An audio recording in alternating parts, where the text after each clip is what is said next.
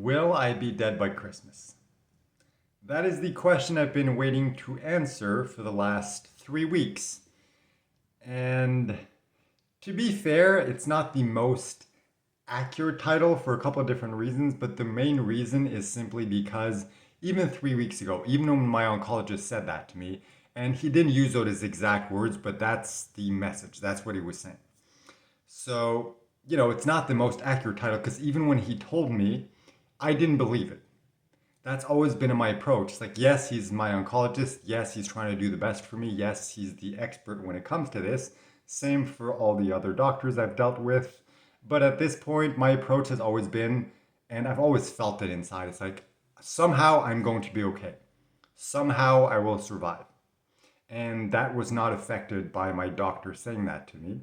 So even though technically, yeah, somewhat iffy title in the sense that it doesn't necessarily match how I feel or how I felt, since the title of the video that, really began this chapter of my life 3 weeks ago was You'll Be Dead by Christmas, it only seemed right to have a similar title to kind of conclude this chapter.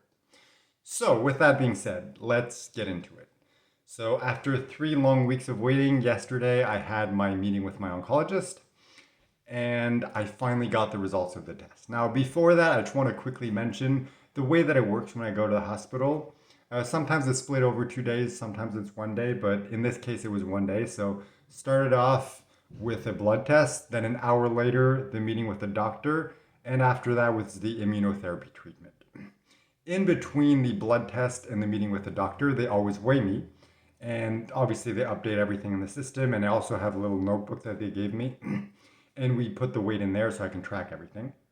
And the first good news of the day was, first of all, I've stopped losing weight, which is good because in the last couple months I've lost probably around 30 pounds. And given how skinny I already was, it was really not a good thing. Like that was the biggest concern. So that's kind of why we got to this whole point where the doctor was, basically told me you'll be dead by Christmas. If it's progressed, that's why we did the scan. That's why we were waiting for the results to see if things were stable or if it had progressed. So it was definitely a good thing that the weight not only did not decrease, but slightly increased. I did mention in yesterday's video, but I will mention it again because it's a big milestone and it's definitely a very, very big step in the right direction. So I gained a whopping 2.2 pounds. So they always weigh me in kilograms, so I have to convert to pounds because that's kind of what I'm used to. And technically, I now weigh 119.71 pounds, but it's easier to round up, so 120 pounds. So I'm back in the 120 range, so that's definitely a win. So after the blood test, the good news for the weighing, I get called into the doctor's office, sit down, and first thing that we do is same as always, I go through my list of questions. Usually 70 to 90% of them come from my wife because she's more the type to ask questions than I am, and a couple of them from me. So we kind of go through that same process as usual. And after that comes the news. So he's like, all right. And I already kind of saw him very quickly in the hall beforehand, and he didn't say anything, but he seemed in a very good mood. So I'm like, all right, hopefully that means good news for me. But I don't know, maybe he's just in a good mood and, he doesn't let his patients' fate and stuff like that affect him because, I get that if you're surrounded by that all day long, it can be pretty intense for you emotionally speaking. So I'm like, maybe he's just in a good mood. But fingers crossed, maybe it has something to do with the results of my tests. So after we're done the questions, when it gets to the period where he's going to tell me the news, there's kind of this sensation of both excitement and hopefulness. Yet at the same time, I kind of already know what he's going to say because in the beginning, 3 weeks ago, for some reason, what I sense would happen is, okay, this is going to be the worst case scenario. The results of the test will demonstrate that cancer has progressed. His recommendation is going to be go to Nicaragua, be with your wife because you'll be dead by Christmas. But over the last 3 weeks, I've been sorry. Over the last 3 weeks, as I've been doing better, coughing has decreased, which is ironic since I just coughed. But overall, it's still better. Same for the breathing. I'm able to walk consistently 5 kilometers every day, sometimes more. And, on that front, things are going very well. So, my perspective kind of changed of like, all right, given how my body is reacting, responding, and behaving, I sense that now what's going to happen is the results are going to show that things are stable. We're going to continue with the immunotherapy as we're doing everything. Basically, everything stays exactly the same.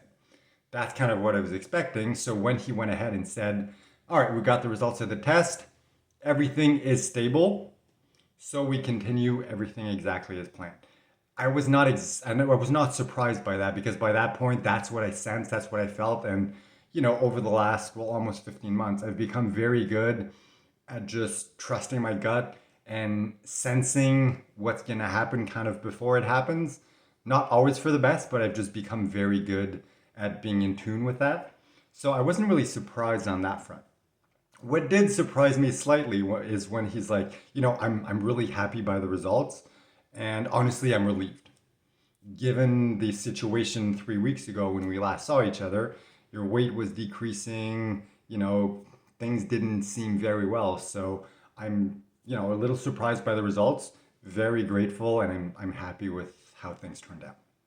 So definitely good news to hear. But as I mentioned, I kind of saw it coming, so it wasn't really a big surprise. What did surprise me though is the disappointment, the sadness that came with it. Not because, obviously I don't want to be more sick, but there's kind of like two factors that play into that. First of all, is if things were bad, then it's like, all right, there's a possibility that I'll go to Nicaragua and be reunited with my wife after, we're coming up on a year soon of not seeing each other. And it's just like, I really miss her. I want to be with her. I know being with her will help me heal and feel better and everything. So it's like, part of me was kind of hoping that would happen. And the only way that would happen is if things got worse. So it's like, obviously, I didn't want things to get worse, but a little part of me kind of wanted to because it means I would be reunited with my wife.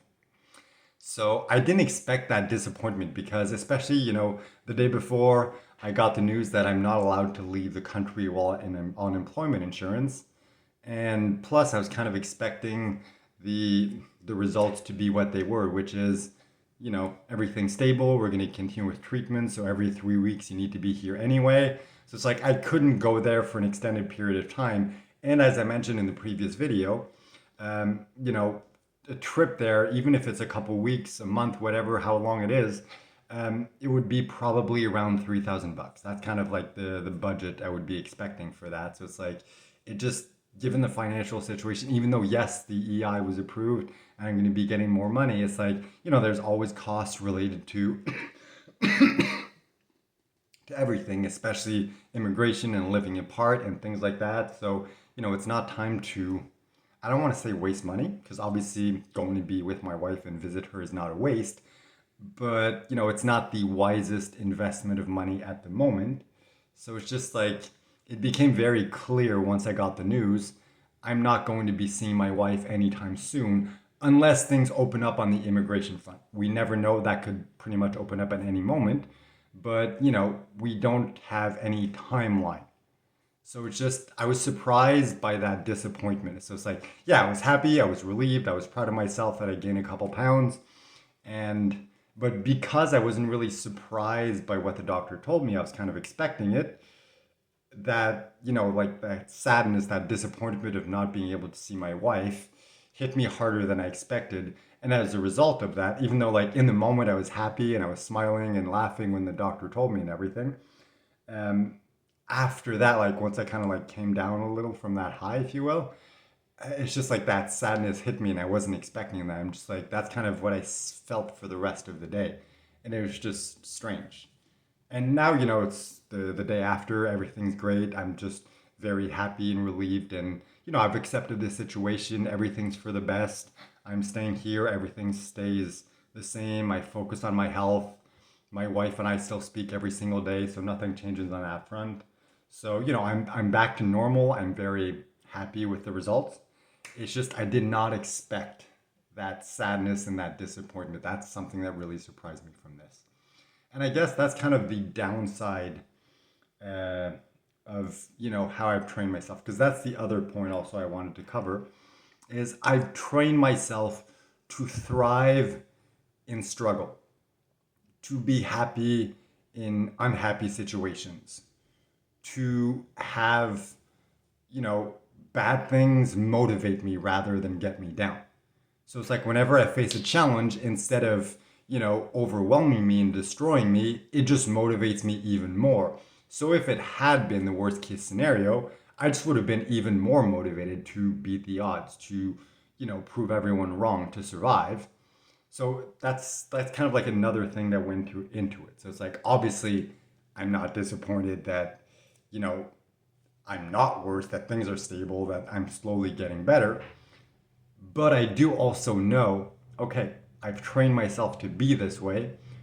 And as a result of that, because it's kind of like, in a way, it is kind of a disappointment because it's not like the news is good or bad. It's the news is bad or nothing. Nothing changes. Everything stays exactly the same. So it's not like good news. So maybe that's also part of why I was kind of experiencing that sense of disappointment of like, all right, it's not bad news, but it's just, well, it's not good news. It's, it is what it is. Nothing changes. So I think it was kind of a combination of those three things that made it so I was more, kind of sad and disappointed as opposed to just being happy and relieved. Like, yes, there was also that, but it's just yesterday was really like the disappointment and the sadness that kind of took over and that surprised me. So, every time you go through something like this, you learn something.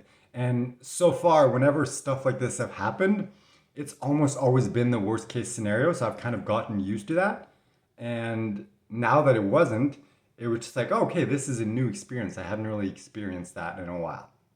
So, I'm definitely glad everything happened the way it did. I'm definitely grateful for everything being stable. Obviously, I miss my wife, and, we're going to see each other as soon as we can. We still speak every day. And in fact, we've spoken a lot. We spent a lot of time in the last, I'd say, week or so, really talking and connecting and just spending a lot of time together. And I feel like it's brought us even closer, which is strange how, being 6,000 kilometers apart and going through something so intense as this, and obviously it puts a strain on the relationship and pressure on both of us. And it's just beautiful, I find, to see that all we've been going through has brought us closer, has allowed us to become stronger as a couple, to love each other more. And it's just, I know that things are going to be even more amazing when we finally are together. As opposed to, if this never happened, then, it just would have been like, okay, the immigration issues, but a lot of couples go through that. Whereas, like, we were just pushed, like, to the very limit, like, both myself and my wife and the relationship, and the fact that we're able to not only overcome that and survive that, but it made us stronger, it made the relationship stronger, and for that I am grateful. So when you look at the big picture of everything always works out for the best. It's just sometimes when you're kind of stuck in the nitty gritty of it, you kind of lose sight of that bigger picture, and you kind of get caught up in the emotions and everything going on. But when you do take the time to take that step back, you're just like, wow, this, life really is amazing the way that everything works. And I'm really grateful for that. Just like everything else in my life, like my wife and, the experiences I'm able to go through and learn from, my friends, my family, my YouTube family. It's just like, I'm grateful for everything, even though there are periods that suck. In the last 4 months, I would say approximately, have been very intense. And it just makes you that much more grateful when things start to come back to a place that's not necessarily normal, but close enough that you start feeling like yourself again. So it's definitely nice to be back here. Definitely nice to finally be able to share this good news after 3 weeks of waiting. So yeah, I think that covers just about everything. Today was a pretty hectic day. I had to go back to the hospital. Just a quick follow-up meeting with the palliative care unit as a result of me being in the ER like a month ago or something like that. and I spoke to someone there, so it's just a follow up, no big deal. But still have to wake up early and get ready and go to the hospital and then come back, and then I had to, like, my friend came over to pick up some clothes that my sister gave me because he just had a baby, and my sister didn't need it anymore, so she gave it to me so I could give to him. And then we like hung out for a bit, and then I had to cook and eat, and I just got back, and now I have to film the video. So it's like it's nothing too major. Oh yeah, and I went for a walk, so it's like nothing too major. It's just it was another busy day. So now once I'm done this video, it's like all right, I can finally relax for the day, enjoy it, speak to my wife, and just enjoy life, which feels like I haven't really done that much in a while. Like, yeah, I've had a lot of free time. I've gone for walks, I watch TV, I get to relax, but it's like there's a difference between having a lot of free time and really enjoying life. And now I feel like I'm back to a place and, getting back to that place more and more every single day where I can really, enjoy life and just be happy and grateful for everything I have. So, thank you for watching, and I'll talk to you tomorrow.